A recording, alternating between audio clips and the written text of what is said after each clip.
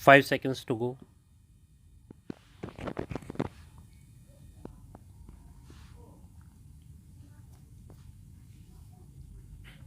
Start. I have great pleasure in welcoming you to the 8th annual meeting of the All India Council for Technical Education. You are aware that the constitution of the council has recently been revised in order to make it a more compact body, and the council, as reorganized, is meeting today for the first time.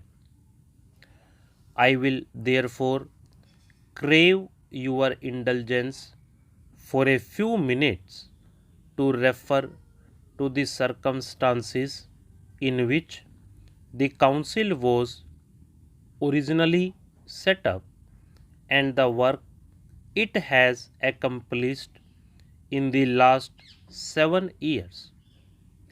It was in January 1944 that the Central Advisory Board of Education recommended, at the instance of the Technical Education Committee of that body, that the government should set up a central organization to stimulate, coordinate, and control the provision of technical education on an all India basis. The government considered that recommendation and set up the All India Council of Technical Education to survey the whole field of technical education and to advise them on measures that might be taken from time to time for development in this field.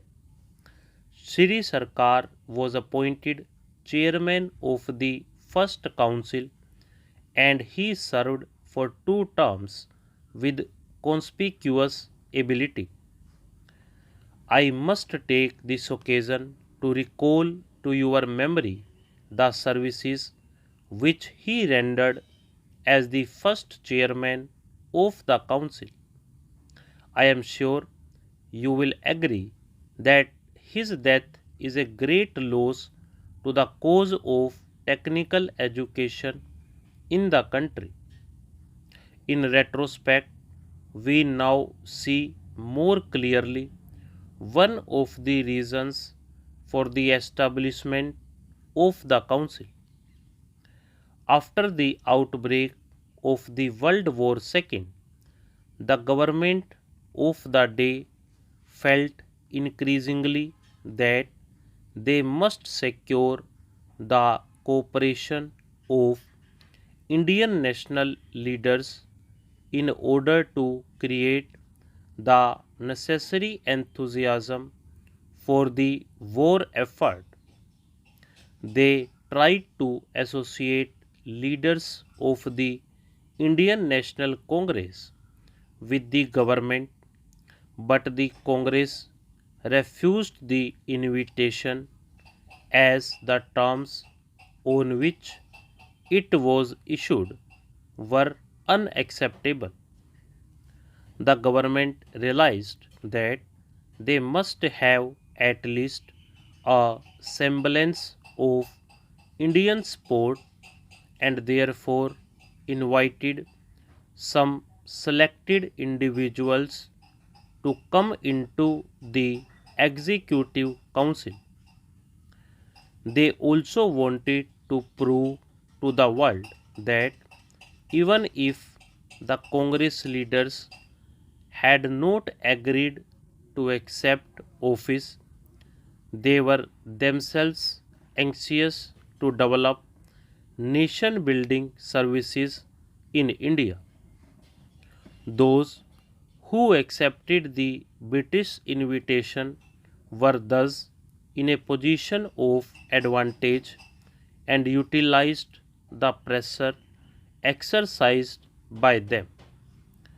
I have watched closely the valuable contribution of the Council towards the development of technical education in the country since its inception. As Minister of Education, I have naturally been interested in its working, and I am happy that my association with the Council will henceforth be much closer than it had been in the past. Some of the landmarks in the history of the Council naturally come to my mind on this occasion. You are aware that it was primarily at the initiative of the Council that the Government of India decided to strengthen a number of undergraduate instructions in various parts of the country by providing grants amounting to about 1.5 crores of rupees.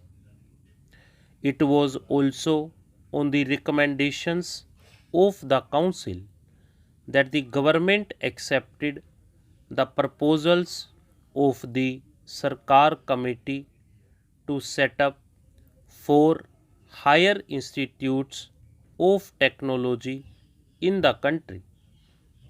The Council is also responsible for undertaking steps to establish closer relations between industries and educational institutions by establishing different types of industrial training schemes.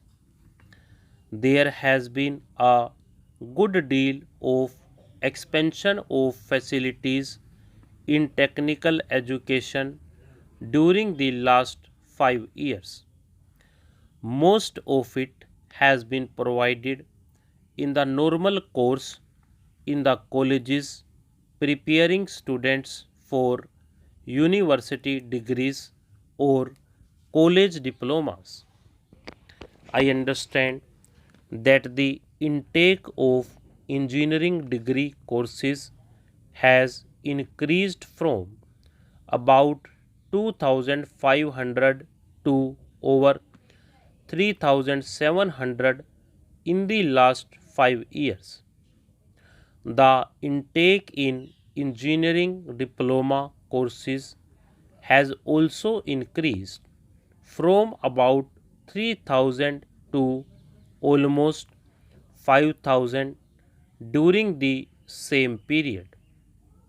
In fact, there are some experts who hold that the expansion in facilities has been too rapid and that there is not enough scope for the employment of the persons trained.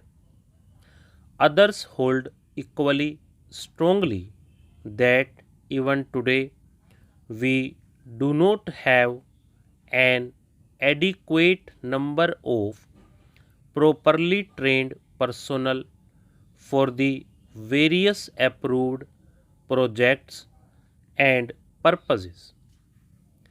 What is therefore needed is a review of our requirements not only in terms of numbers but also in terms of the type of training necessary.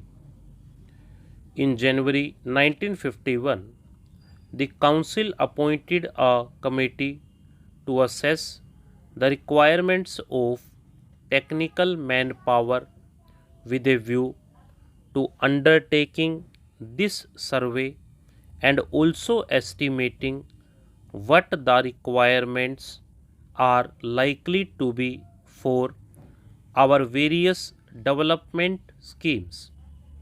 I understand that as the Planning Commission had not until recently taken final decisions on the various schemes, the committee was unable to come to firm conclusions. Now that the 5-year plan has been approved in principle, I hope that the committee will carry out the task assigned to it as speedily as possible for us. Stop.